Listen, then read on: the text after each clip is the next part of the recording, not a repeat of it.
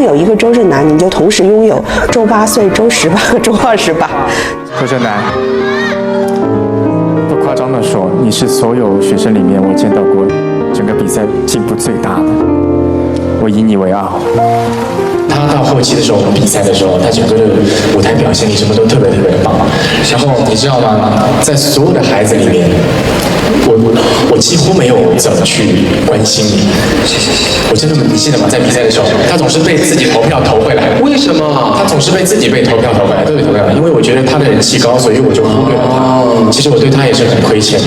可是就是没事了。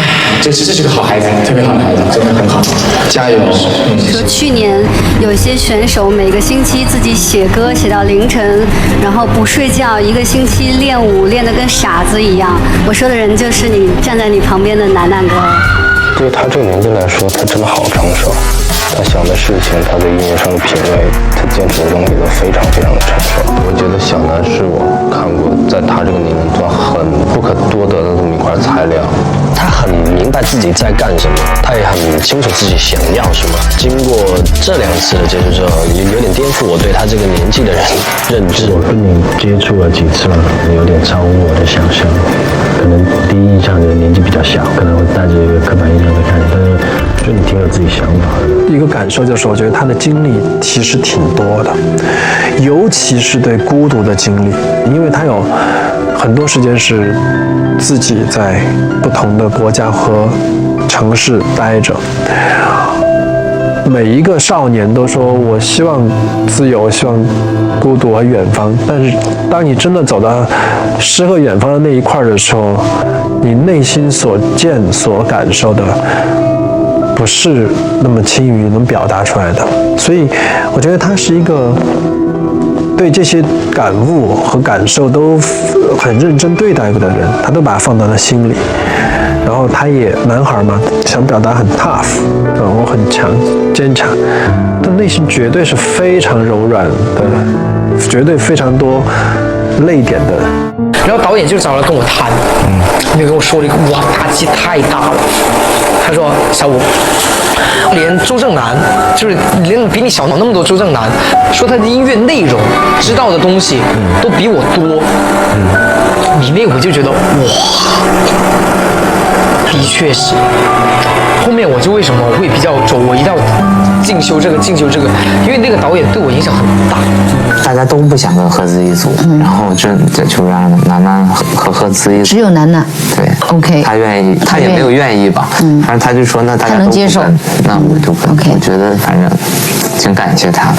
我觉得楠楠他不是作为选手去参加，他就是这个只是他展示自己的一个舞台，他不是去比赛，他的实力他不需要参加任何比赛。今天我在公司碰到那个马步谦，我说还好吗？好啊。我说这个创造营看了吗？看了呀。我说你最喜欢谁？说客观的，我说客观的，平心而论的说，你觉得谁最好？就是我当时问马步谦，他看了我一眼，龙总可以说实话吗？我说可以啊。那对不起，那我眼里只有一个人，就是楠楠。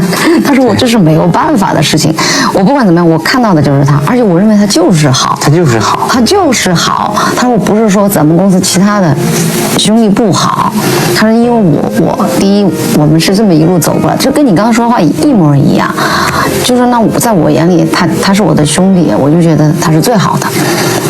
对啊，他就这么说啊，他就这么跟我说。然后我说可以啊，我说你。哎呦，而且第一场他们唱《西门少年》的时候，我都要哭了，脑海里全是就是楠楠在咱们节目上第一季的时候唱《西门少年》的那个场景。对，你说当时是小五哥带着他唱，对，但现在是他和以前 X 九的成员，对，我觉得。就这种感觉吧，然后说不出来。之前就觉得他特别厉害，然后一到了他更擅长的原创组里面，我发现他是更厉害了，完全超出了我的认知。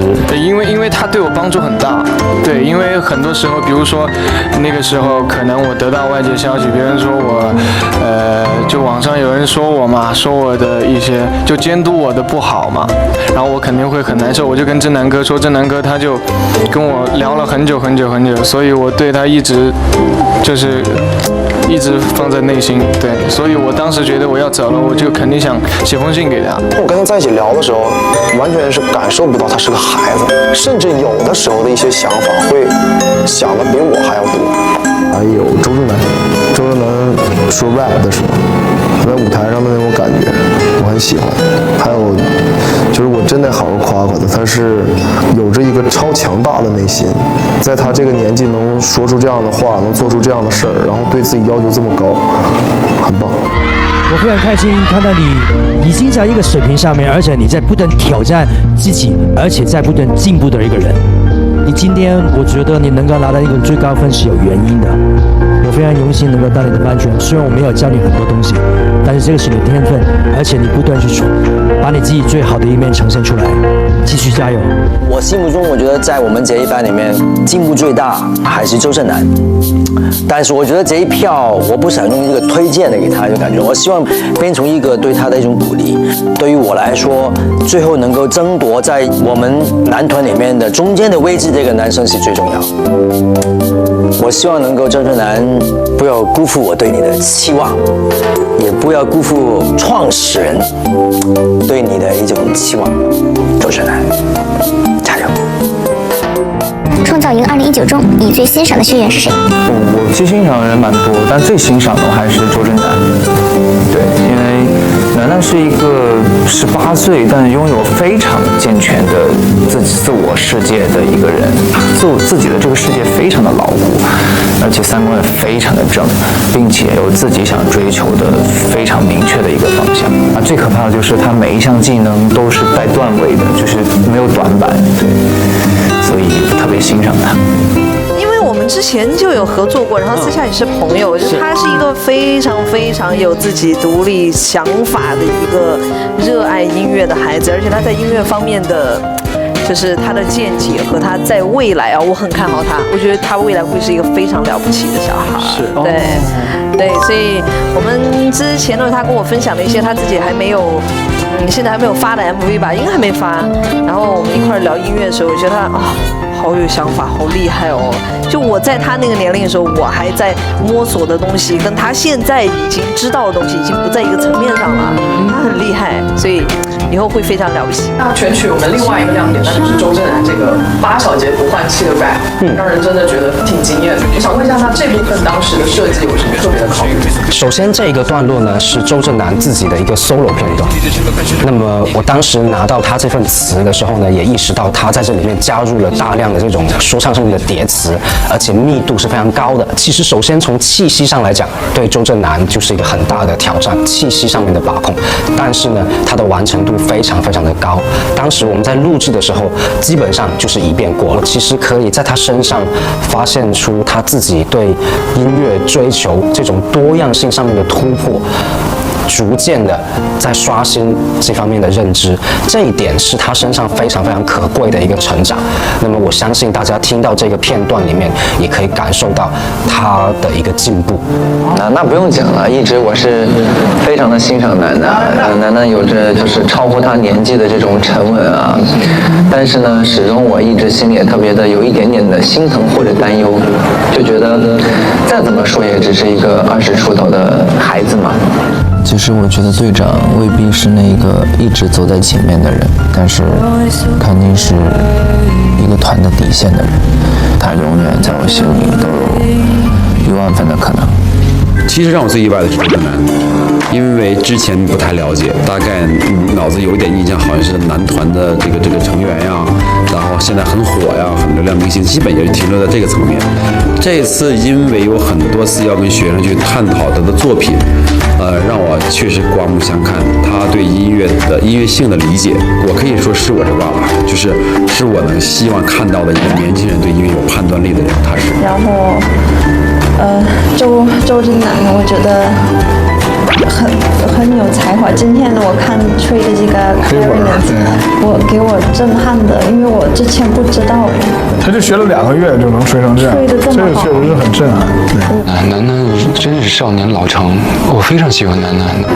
到时候我把微信给我们俩有在交流的时候，他说他也有他自己在音乐上的很强烈的那种梦想，所以我是希望你们应该给他多一些自己的空间。其实楠楠，你看他年纪小，其实他很男人的，他非常男人，他的那种担当，然后对女性的那种礼貌，其实很男人，很帅。他很可爱，他的外表看起来有一点点冷冷的，他其实内心是很暖。他有趣的地方是他的一种冲突感吧，就特别就是又脆弱又坚强，让人想去了解这个人，让创作者会觉得说，我会有源源不断的灵感从他身上捕捉到。在音乐方面，他是很有追求、很有理想的，非常剔透、非常可爱的一个小朋友。他的心里面是非常的重感情的，然后当熟悉了之后呢，其实在一起相处交流也都非常的轻松，然后跟工作人员呢也像是身边的朋友一样的。小小的年纪、小小的身体，经历了那么多事儿，而且他成长了这么的快。今年看到他的这张专辑出来，以及他要表达的很多的东西，是觉得他真的成长了，知道怎么去换位思考。我觉得跟他工作接触过的人很难不觉得他就天生是一个这样的表达的，对，他就是天生该。比以前就是会从容很多吧。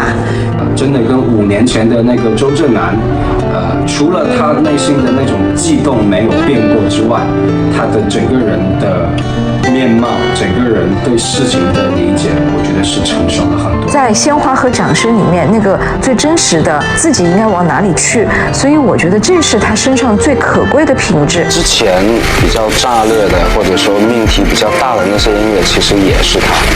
现在这些听起来相对内敛、含蓄，然后更加温柔上的，其实也是他。他到了现在这个阶段，他想把生活里的一些东西展示给大家。他自己操作电脑录音录到4、5点，这个是经常的事情。然后自己去写、去抠，一句一句去剪。我的所有的编曲，苏也知道，我都在视频网站上学。也不是说为了专辑去学习，我就是平时没事干，我就看看他们怎么做的 ，OK， 我学会了，那我就来用。这个章节这个段落，周震南回到现在的一个生活。我觉得我的60%的勇气现在来源于我身边的人，朋友、家人、fans、观众，还有20%来源于我的自信，还有20%就是我相信 everything 都是好的这个事情。对，我觉得不变的是我身边的人，变的可能是我的性格和经历。但是我觉得现在更重要的是，可能发现了一些生活里很美好的，对于别人来说不重要，但对我来说我觉得很重要。Like that's the meaning about my life. OK， 快乐，谢谢大家。